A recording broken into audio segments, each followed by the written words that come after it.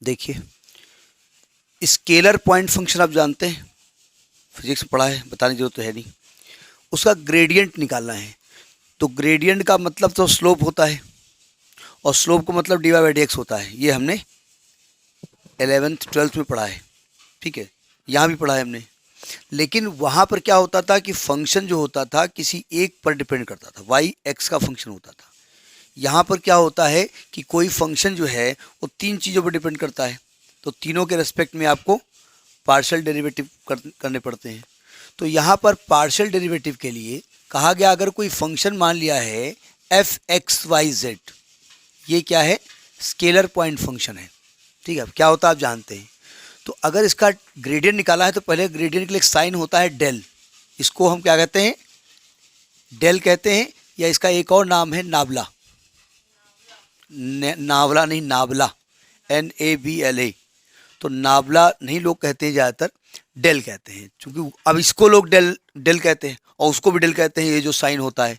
तो तभी हम गुस्सा आते हैं, भाई काहे डेल कहते हो, लेकिन तो हम उसको डेवर ही कहेंगे हम। लेकिन बाद में बता देते हैं स्टूडेंट्स को कि कोई वीडियो देख रहा हो कि भैया ये तो पागल आदमी है, इसको मालूम ही नहीं इसको डेल कहते हैं। अब क्यों हमारे यहाँ एक स्टूडेंट हमारे यहाँ खुशी इंटर की भी है और एक तुम भी हो, तो क्या दिक्कत है। खैर देखो, इसको डेल कहते हैं, और ये एक डेरिवेटिव है, और इसकी वैल्यू हमने क्या बताई थी, आई। ये एक डेरिवेटिव ने कहिए, ये एक ऑपरेटर है, आई डेवर upon डेवर x plus j डेवर upon डेवर Y plus के डेवर अपॉन डेवर जेड, ये होता है। ये वेक्टर क्वांटिटी है कि स्केलर क्वांटिटी है, जब भैया आई जे के लगा होगा तब भी स्केलर क्वांटिटी है, यानी ये एक वेक्टर क्वांटिटी है, ठीक है। और किसी फंक्शन का अगर ग्रेडियंट निकालना है तो थोड़ी कहानी लिख लो। अच्छा नोट करिए पहले कि डेल क्या होता हो, तो हमने ये समझाया, नाबला, NABLA। अब कुछ लोग नबला बोलें, कुछ लोग नबल बोलें, तो वो कोई मतलब हो, ऐसी कोई बात नहीं है, ठीक है। लिखिए, if f x y z, थोड़ी कहानी लिख लो, if f x y z is defined and differentiable. इसको आप ग्रेडियंट को चाहो तो ब्रैकेट में स्लोप लिख दो, मतलब स्लोप की ही बारे में बात कर रहे हैं। इज डिफरेंशिएबल, हमने डिफरेंशिएबल क्यों बोला, क्योंकि हमने पढ़ा है कि बहुत सारे फंक्शन होते हैं जो डिफरेंशिएबल नहीं होते। आपने इंटरमीडिएट में डिफरेंशिएबिलिटी पढ़ी होगी, पूछेंगे नहीं क्योंकि बता नहीं पाओगे, भूल गए।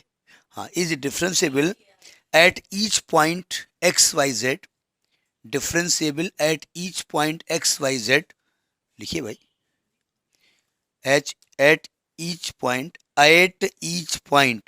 वो ईट पॉइंट हो रहा था, जैसे वो नहीं कौन से टंग ट्विस्टर चलते हैं, टंग ट्विस्टर, उसमें कभी कभी कोई प्रोग्राम कॉलेज में होता है तो टंग ट्विस्टर चलते हैं, ऊँट ऊंचा, ऊँट की पीठ ऊंची, ऊंची पीठ ऊँट की, कहीं 5-10 बार को ले दी तो कोई ऊँटा बोलता है था, तो उल्टा वही है, ये है।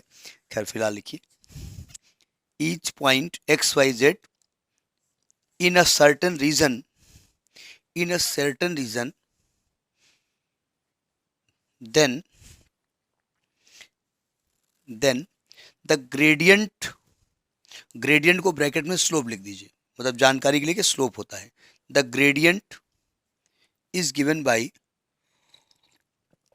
The gradient of F is given by, इसको हम या तो हम ग्रेड एफ लिख देते हैं या हम डेल एफ लिख देते हैं, ठीक है।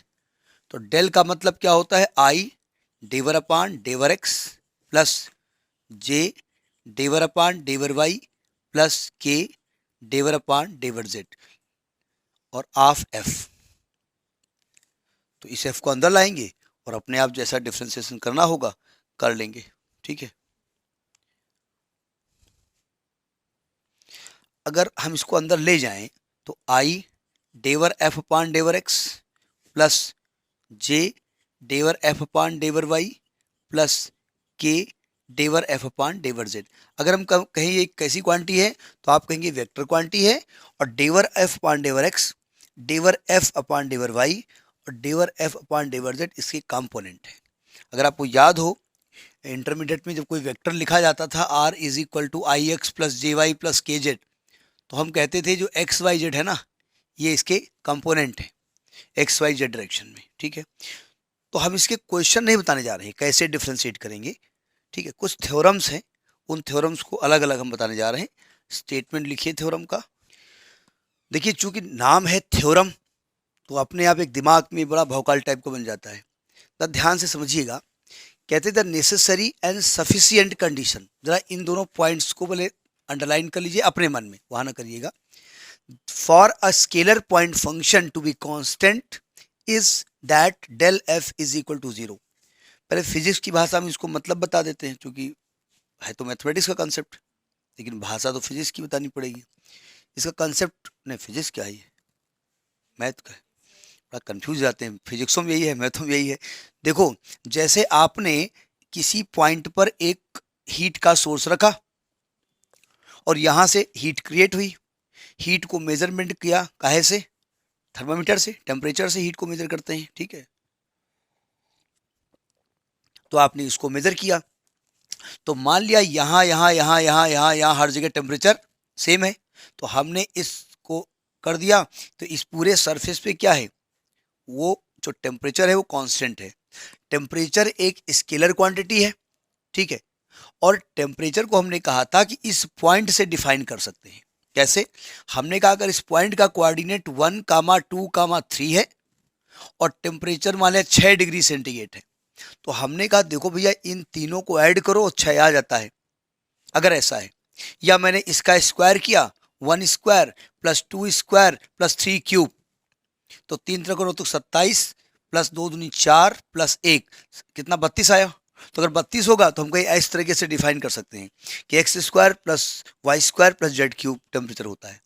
तो हमने कहा स्केलर पॉइंट फंक्शन है, मतलब इसके पॉइंट पर डिपेंड करता है, इसके कोऑर्डिनेट पर डिपेंड करता है। और चूंकि हर जगह कांस्टेंट है तो हमने कहा कांस्टेंट फंक्शन है, ये मतलब हुआ जा करके, ठीक है। ये हम कहना चाहते हैं फिजिक्स की भाषा में। अब देखो कह रहे हैं अगर कोई स्केलर पॉइंट फंक्शन है तो उसका डेल एफ जीरो होता है, पहली बात ये है। अब नेसेसरी एंड सफिशिएंट कंडीशन का मतलब क्या होता है, आपने कभी कभी थ्योरम में इफ पढ़ा होगा, आई डबल एफ, कोई थ्योरम लिखी होती है उसमें इफ लिखा होता है। इसका मतलब बहुत ना जाइए, काटो इसको। नेसेसरी सफिशिएंट का मतलब होता है कि converse of this theorem is also true, मतलब अगर ये फंक्शन कांस्टेंट है तो इसका डेल जीरो होना चाहिए, और अगर डेल जीरो है तो फंक्शन कांस्टेंट होना चाहिए, बस ये है।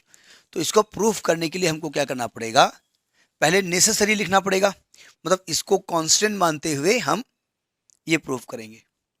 फिर सफिशिएंट निकालने के लिए ये इक्वल टू मानते हुए उसको कांस्टेंट प्रूफ कर देंगे। तो पहले हम फर्स्ट स्टेप में यहाँ लिखेंगे, चाहे फर्स्ट स्टेप ही डाल दो या लिखो the condition is necessary, the condition is necessary, ये प्रूफ करने जा रहे हैं। देखने से लग रहा है मैं बड़ा बड़ा भौकाली काम करने जा रहा हूँ, अरे दादा इतना टफ चीज़ है। और जब हम इसको प्रूफ करेंगे तो आप कहेंगे अरे ये तो रद्दी नहीं करेंगे, बेकार चीज़ है। अब देखो नेसेसरी का मतलब क्या होता है, हम यहाँ गिवन में क्या मानेंगे कि जो फंक्शन है ना एक्स वाई जेड का वो कांस्टेंट है, ये हम मानेंगे, ठीक है। और प्रूफ क्या करेंगे हम, टू प्रूफ कि डेल एफ की वैल्यू कितनी है, zero, del f zero prove करना है। ये जीरो डार्क लिखा रहता है कहीं कहीं पर, इसका मतलब वो वेक्टर क्वांटिटी है, ठीक है। अब देखो अगर ये कांस्टेंट है तो अगर मैं इसको एक्स के रेस्पेक्ट में डिफरेंशिएट करूं वैल्यू क्या आएगी, किसी के रेस्पेक्ट में करोगे जीरो आएगी।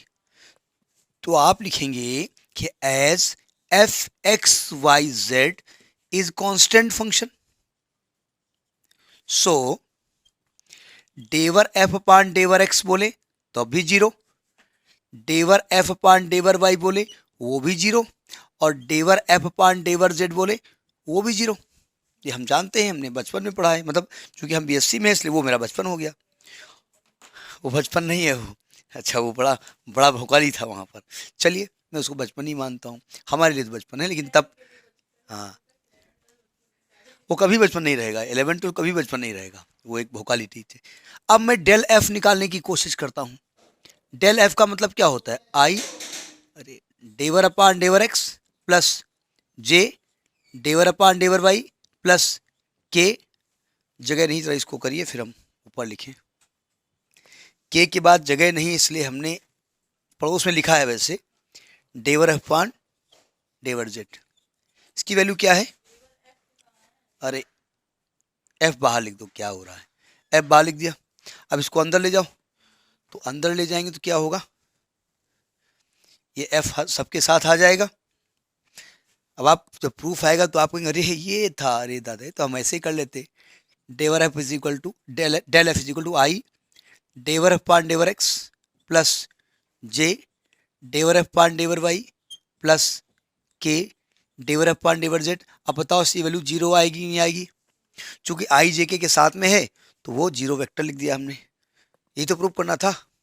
ये आपकी होगी नेसेसरी कंडीशन, यानी आपको इसका कन्वर्स भी प्रूव करना पड़ेगा, तो लिखेंगे द कंडीशन इज सफिशिएंट। ठीक है, देखिए अब सफिशिएंट में आप क्या मानेंगे कि आप ये गिवन मानेंगे क्या, कि डेल एफ वो है वो जीरो वेक्टर है, यानी जीरो है, और आप ये प्रूफ करके दिखाएंगे कि एफ एक्स वाई जेड जो है वो कांस्टेंट फंक्शन है, कांस्टेंट है। अब सुनिए ध्यान से, मैं यहां लेके चल रहा हूं, डेल एफ को हम जीरो मान लेते हैं, ये गिवन है। डेल बोले तो आई, इसको एफ को अंदर ले जा रहे हैं, तो डेवर f upon del x plus j del f upon del Y plus के डेवर एफ अपान डेवर जेड। अगर इसको जीरो करोगे और इसको इक्वेट करना चाहते हो तो ये तीनों कोफिशिएंट किसके इक्वल आएंगे, यानी हम चाहें तो इसको ले सकते हैं जीरो आई कैप प्लस जीरो जे कैप प्लस जीरो के कैप। तो अगर हम इक्वेटिंग बोथ द साइड करें, इक्वेटिंग